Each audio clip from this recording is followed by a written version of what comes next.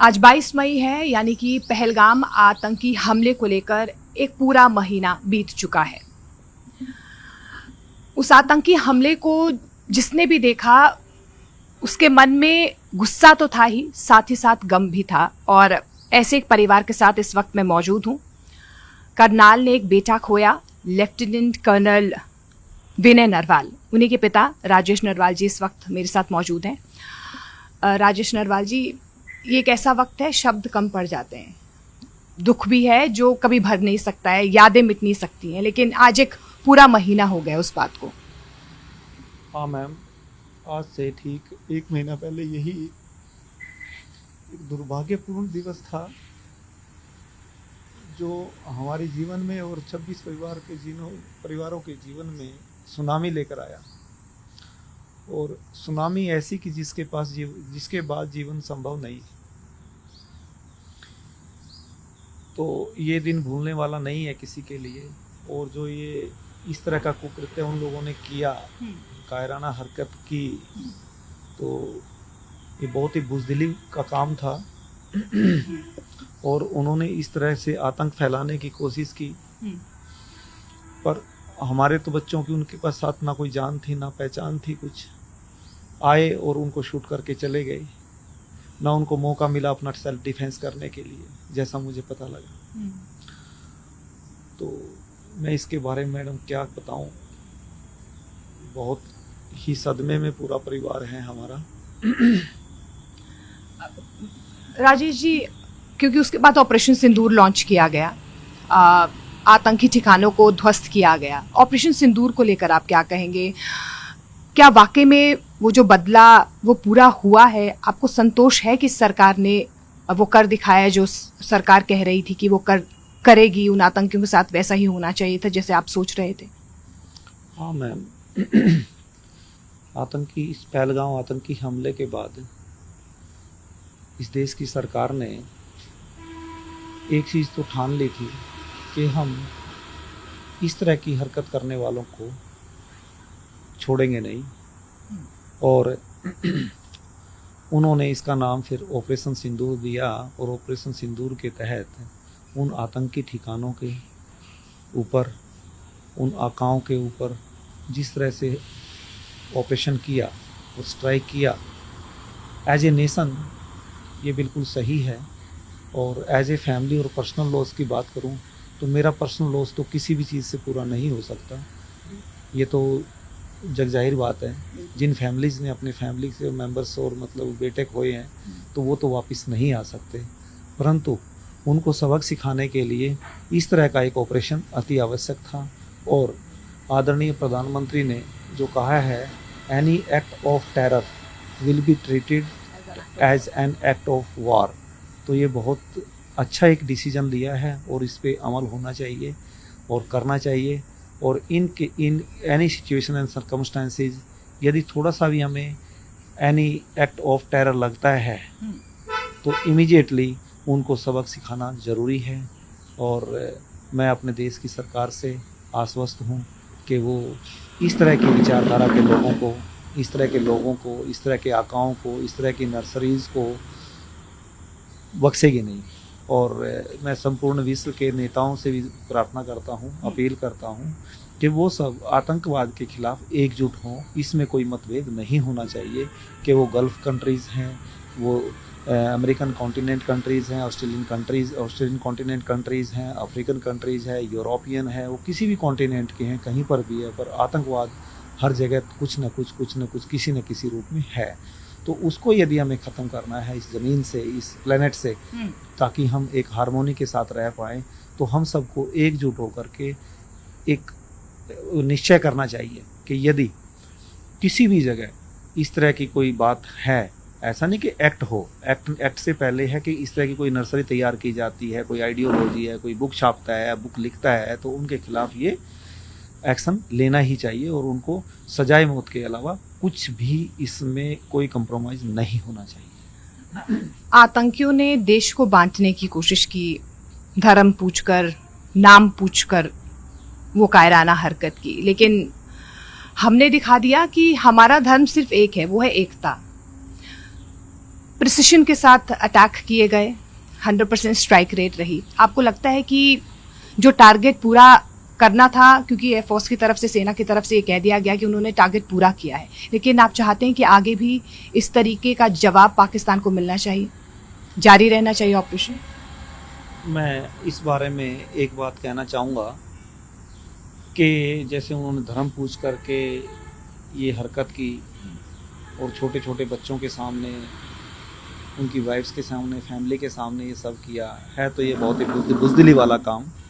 और उन्होंने ऐसा किया तो उनको ये इसका सबक भी सिखाया गया कि यस, यदि ऐसा किया है तो इसका जो परिणाम होगा ये होगा कि तुम्हें छोड़ेंगे नहीं। अब रही बात जो आपने नेक्स्ट क्वेश्चन किया है कि धर्म के अलावा भाई उन्होंने देश को बांटने की कोशिश की। ये दहशतगर्द लोग हैं, इनको हमें अनस्टेबल करना है और दहशत फैलानी है पब्लिक में, अनस्टेबिलिटी लेके आनी है। इनका एक ही मकसद है बस, इनको किसी से कोई मतलब नहीं है कि किसका बेटा है, किसका बाप है, किसका बच्चा है, कौन गया कौन नहीं गया। जैसे उस दिन था, उस दिन जो इन्होंने हरकत की है और 26 लोगों को मौत के घाट उतारा है, यदि 10 मिनट आगे पीछे ये बच्चे हो जाते सभी, तो उनकी जगह तो ये दूसरा होता। उनको किसी से पर्सनली ये नहीं था कि इसको, उन्होंने तो टारगेट था कि यस हमने करना है। तो ये बहुत ही बुज़दिली वाला काम। और भविष्य में भी, जैसे कि अब आपने पूछा कि सभी टारगेट पूरे हुए, जैसा एयरफोर्स ने कहा, मैडम इस बारे में तो मैं कुछ भी नहीं कह सकता कि सरकार के कितने टारगेट्स थे और कितने हैं और कितने होंगे और कितने अचीव हुए हैं कितने नहीं हुए हैं, इस बारे में तो मुझे नहीं पता है। बट सरकार ने बहुत अच्छे से इसका जवाब दिया है और भविष्य में भी यदि ऐसा कुछ होगा तो उसका जवाब दिया जाएगा। अब सरकार से कोई मांग है आपकी? जब ऑपरेशन सिंदूर लॉन्च किया गया तो यही कहा गया, जिस निर्मम तरीके से उन बेटियों के सिंदूर को उजाड़ा गया, नाम भी उसी लिहाज से रखा गया, आपको थोड़ा सा रिलीफ महसूस हुआ कि हाँ, विनय की आत्मा को थोड़ी शांति महसूस हुई होगी? आपको लगा ऐसा अभी तक जो सरकार की तरफ से किया गया है? मैडम, सरकार ने जो किया है वो बहुत अच्छा किया है और अपने तरीके से बिल्कुल सही ही किया है उन्होंने। और रही बात संतोष मिलने की, आत्मा को शांति की, ये बातें उन सब चीज़ों से अलग है। जैसा मैंने आपके प्रथम प्रश्न के उत्तर में भी कहा था कि मेरी भरपाई तो नहीं हो सकती, इन 26 परिवारों की भरपाई बिल्कुल नहीं हो सकती है। परंतु जिस तरह से उन्होंने इसका ऑपरेशन सिंदूर नाम दिया, बिल्कुल सही नाम दिया गया, क्योंकि हमारी बहनों का, बेटियों का, बच्चों की मतलब कि मांग का सिंदूर ही उजाड़ा उन्होंने, तो बिल्कुल सही नाम दिया और सटीक नाम है ये। और इसमें भरपूर कोशिश की गई कि जो इस तरह का काम करने वाले जो आतंकी हैं, ऐसे लोग हैं, उनको अच्छा सबक सिखाया जाए और उनको ख़त्म किया जाए।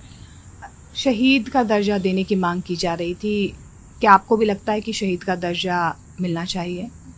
मैडम, जैसे आज की तारीख में हम देखें, जैसे अभी हमने दूसरे सवाल के जवाब में आपको बताया कि any act of terror will be treated as act of वार।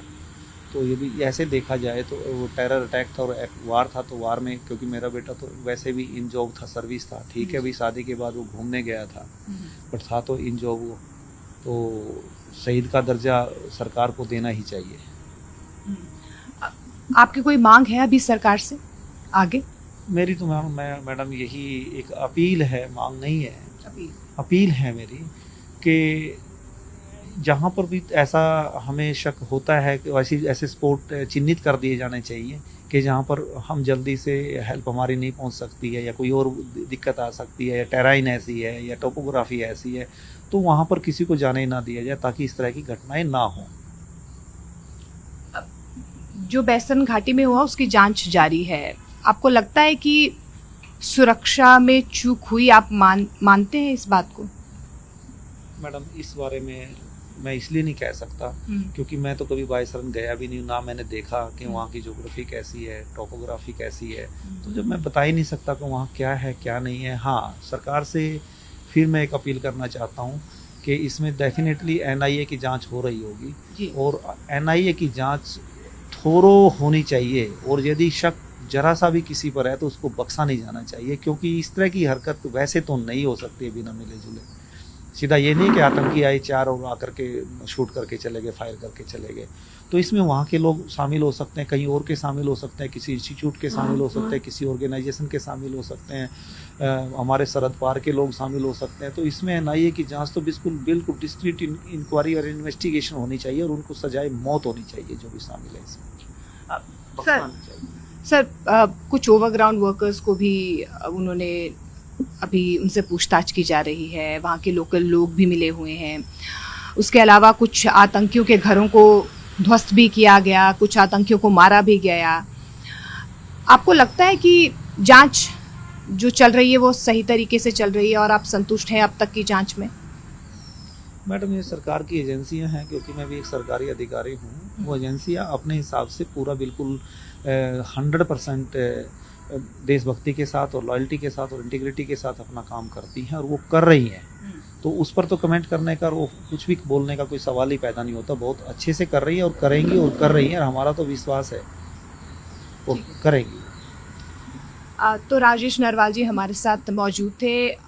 इनकी तरफ से साफ तौर पर कहा जा रहा है कि ऑपरेशन सिंदूर के जरिए जो सरकार ने जवाब दिया है, ऐसा ही जवाब पाकिस्तान को मिलना चाहिए और विश्व भर के जो तमाम देश हैं उनको भी भारत का समर्थन करना चाहिए, क्योंकि भारत ने पहले से ही कहा है कि वो आतंक और आतंक के आकाओं का खात्मा करने के लिए ऑपरेशन सिंदूर को आगे बढ़ा रही है।